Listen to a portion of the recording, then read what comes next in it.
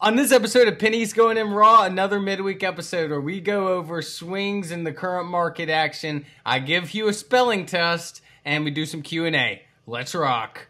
Hey, yo, check 1, 2. This is Flavor Flav in the building for the Atlas crew. Atlas Trading, what the fuck is up? There are traders, there are prodigies, and then there's legends. We're on 4%, baby. No way. 4 fucking percent. Buy the fucking dip. Hey, who told me about IDEX? Like, dude, what the fuck? Like, someone just made, like, a lot more money than me on my trade. You find out life's this game of pennies. Did you check the portfolio? Pennies.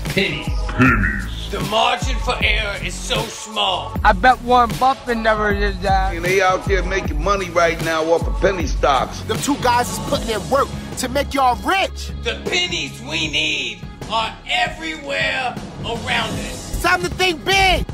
Pennies Going in Raw. Featuring Dan, Deity at Dips. And Hugh Honey. Produced by Vinny Strokes, baby. Welcome back to the Penny Stock Podcast, sponsored by the Blazing Chronicle. Today is Wednesday, August 26th, and it's a tough week here for swings. I know you've kind of started some beef with swings that start with the letter O, correct? Yeah, fuck them. And those two stocks being which in particular? OTLK, ONTX. He's in a bad mood right now because he's moving, and he's realizing the cost of moving. I spent so much fucking money, it's ridiculous. Do you want to kind of tell us about that, man? I know this is a stock podcast, but it can be a sex and lifestyle podcast where you just bitch a lot. Dude, I want to bitch so bad, but I'm not going to. I didn't get my nap No, today. go ahead. I'm not going to bitch. No, dude, it's just fucking expensive. I can't believe this shit. You know how much money I've shelled out? It's like when I shelled out like 10K yesterday. For what? For a TV Some stand? IKEA furniture? A fucking table? Like, dude, do you know how much a fucking mop costs? $9. I spent $9 on a fucking mop. And I missed my nap all week. I'm so fucking pissed. Oh, man. Are we allowed to curse? curse? Really... Do we curse? Can we cuss on here? Yeah. He's moved out of his parents' house too, so he can cuss on the podcast now. It's gonna be really fun for him. He may this may be a big adjustment for him, where he just does it a lot. So give him some time. Like in the movie I Am Legend, you know, he's not good at it yet, but we'll get it right. So OTLK and ONTX. I know ONTX, we discussed it a little bit on the Daily Dip last night with Vivi. It essentially failed its phase 3 data. That's what we were kind of hoping for, a run up, and yeah, I woke up to it being down 75%. What was that? What was all that about, man? Yeah, so we talked about it, 3 podcasts ago about management, and that's one of those things where management released this 2+ weeks early, which is absurd. They played us. They probably knew that it was going to be horrible. They said that we would have data in September, and they dropped it on us early, knowing that it was going to be trash. I have no words. Fuck them. Is there any dictator in history that you would compare this company to, making a move like this? What was that? Kind of like a Kim Jong-un, because it's a penny stock. Like, no one really cares about North Korea, but also, like, he's kind of an asshole. Yeah, this was a dick move. It was a dick move all the way around. Whatever. And what about OTLK? It seemed to have a nice little recovery. I checked it around noon, and it was back at, like, 89 cents. So, not as big of a drop, but still not great. No, that one hurt. So, we talked about it.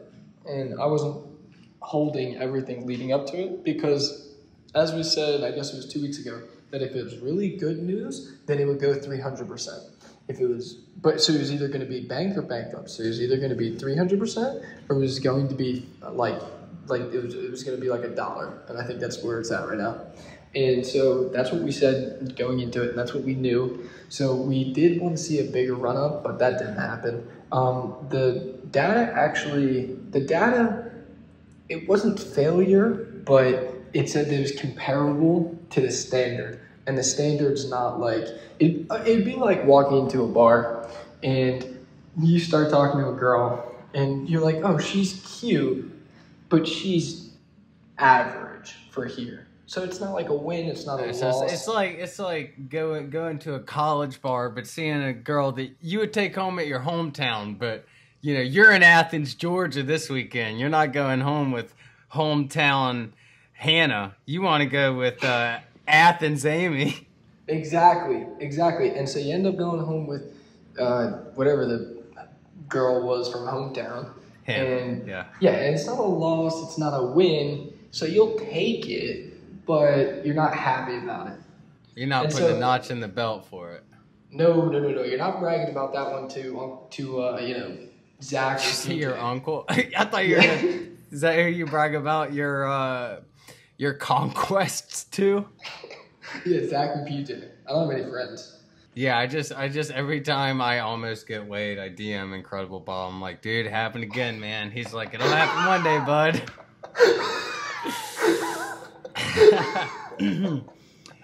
We're close. So this is gonna be a kind of a quick one because Hugh is moving and I am in the midst of being brushed by a hurricane. It's actually raining pretty bad out here, but I'm also in a super pissy mood. Yeah, he's being such a bitch. Oh, you still gotta do your DVAX DD today. Oops, sorry. If you want to. I don't even have my notes. I don't have Wi-Fi inside this fucking place. You know how long it's taking me to get Wi-Fi? It's like a freaking week. I ordered this shit like a week ago, and it's still not here. They were supposed to come today. They're supposed to give me a 3-hour window. I didn't even get a 3-hour window. I called them. They don't fucking pick up the phone. It's Verizon. Who the fuck do you think you are, Verizon? God. If I don't have Wi-Fi tonight, I'm gonna fucking piss on their parade so hard. Well, we're eventually gonna get this Hughes DD on DVAX out to you guys too, and I put that's my word. We do have some nice little Q's and A's. So to start, when do you revisit a past stock that you get out of? For instance, BMRA. That's funny because I've been looking at BMRA. When I feel that there's a new catalyst or it's oversold. So I wasn't trading today, but OTLK, when OTLK hit like, what was it, like 50 or something, 56, that would have been, I didn't want to do it because I was mobile and I didn't have good service. But that's a perfect opportunity where we say, okay, wait, should this really lose 50% of its value over being standard? And so that's when I would say, boom, that's oversold. That's when I get back in. And although that's like an intraday play, same thing happens where if something came out with bad news, something like BMRA, and it went all the way back down to underneath my original average, and nothing's changed besides that, then that would be somewhere where I would get back in. A great example of something like that is going to be Neuro. Neuro I like to play a lot because they do a lot of different things.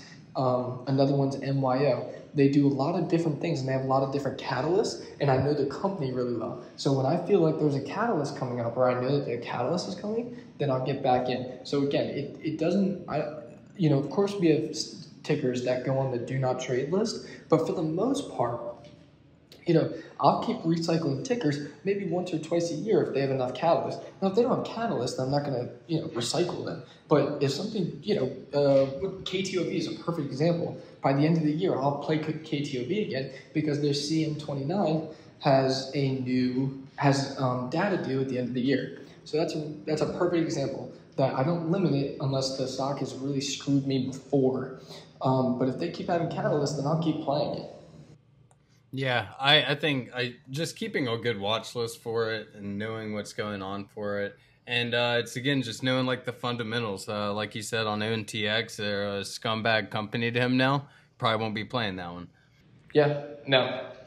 Here's one that's a little longer. So I have another question for the podcast. Do you have a percent amount that you keep in cash for dip buying days? I don't have a huge portfolio, so almost all my trades are swings. Therefore, almost all my cash is tied up where I can't seem to average down on days that the market dips. I know everyone's limits are different, but did you have a suggested amount to keep available for such events, or is that just weighed against opportunity costs? I think that one kind of just varies because, especially when you're still on a cash account. There are days where I was done playing by noon just because, I just didn't have any more cash on hand and I was just buying like crazy on the market dips and stuff. And that's just something you have to live with, and that it's just a restriction. Yeah, so I used to. So this goes into what we talked about last week, or I guess Sunday. How to adapt to a changing market and when the market slows down, things like that. So when the market's really hot and I want to have as much of my money on the street as possible, then I'll have all of my money on the street except 20%. That 20% is that extra powder in case something comes out with an offering and I need it right then and there. But what I'll do with the 80% of cash is that I'll have it on the street. What I'll do is that I'll act like that's the only money available to me. So if a new ticker comes up, then I weigh the opportunity cost of something else. So if I have, just saying for instance, I have 80%, so say that I have an $80,000 portfolio. I'll keep $20,000 just as fresh powder in case I absolutely need it, last resort. But if a new swing comes and I have 80,000 on the street, then I'll reassess all my positions and decide where the best opportunity cost lies, and I'll take maybe 20,000 from that for a new swing, if that makes sense. And then that's if the market's slow. That's if the market's hot. If the market's slow, then I try to keep 30 to 40% in cash with the same criteria. That if I have a $100,000 portfolio, then I want 40,000 in cash. That limits my risk. And then I'll have 60,000 on the street. And with that 60,000 on the street, if a new swing comes, then I reevaluate all of my positions and say, okay, where can I cut down where maybe I don't feel that I'm getting the best bang for my buck? And then that's where I'll reweight my portfolio. All right. What is the best site for viewing charts? I use TrendSpider, TD Ameritrade, Thinkorswim. All right. Okay. Here's a good one. In episode 4, you guys speak about setting alerts when trading part-time. What do you suggest is the best way to set alerts on stocks you're in or stocks you want to get into, such as percent or bid-ask levels? Your help would be greatly appreciated. Thanks. So I'm super anal, and I love to know what my stocks are doing at every moment of the day because usually I have a lot of my portfolio in it. So if something goes down 10%, then my entire portfolio is going down 10%, et cetera, et cetera. So I like to know everything about everything. So and I don't trust just TD to give me an alert. So I'll send an alert through TD, through Webull, through TrendSpider, through Robinhood, anybody that has an alert system, I'll set an alert to. So that if EVFM goes over 350, boom, I'm getting like 5 different brokers alerting me. Or if EVFM goes underneath 310, then boom, I'll get 5 different alerts. So I usually do it by the price point because I set my alerts based on the chart. But if it breaks support, I'll get an alert. If it breaks resistance, I'll get an alert. And then, like I said, I don't trust brokers. I don't trust one broker. So I'll have like 4 or 5 different alerts set across the board for when it breaks resistance. All right, cool. And last one. Can you go over some essentials for new traders to intermediate traders? That's a great question. Yeah, that's a good question. You need to learn charting. All of you, to some extent, even if you are a catalyst swing trader, you need to understand charting because if something is creating a new support and you don't, so we have this thing called the stair stepper chart, and that's where a stock, creates support and then goes the next leg up, creates support, next leg up. Well, if it creates the next leg up and you're waiting for it to come back down, but it creates support, well, guess what? Then that would be the time to buy. That's the time to average up. But if you don't know anything about charting, then you would never know about that. So to some extent, even if you are a catalyst trader, you need to know some kind of charting. Ascending triangles, descending triangles, you need to understand charting. You can't just trust VWAP and stuff like that. I think that's really important. Okay, sweet. And our last little bit we're going to do, we know this is a short one, but we're in kind of a hurry this week. I have a little spelling test for you. Dude, you're going to put me through a wall. You're going to put me through a wall. Is that New Jersey slang? If you embarrass me, I'll kill you. These are easy. You say that, and then you'd be like, a xylophone or something. No. Okay, you ready? Yeah. Your first one is obnoxious. Oh my god. Okay, I got obnoxious. OBNIXOUS. No way. Are you serious? OBNOXIOUS. You said OBNI. Okay. Good try. Thanks, man. That one was, I think, the easiest. No, the second easiest. Okay. The next one is going to be residual. Residual. If you need a... RISDUAL.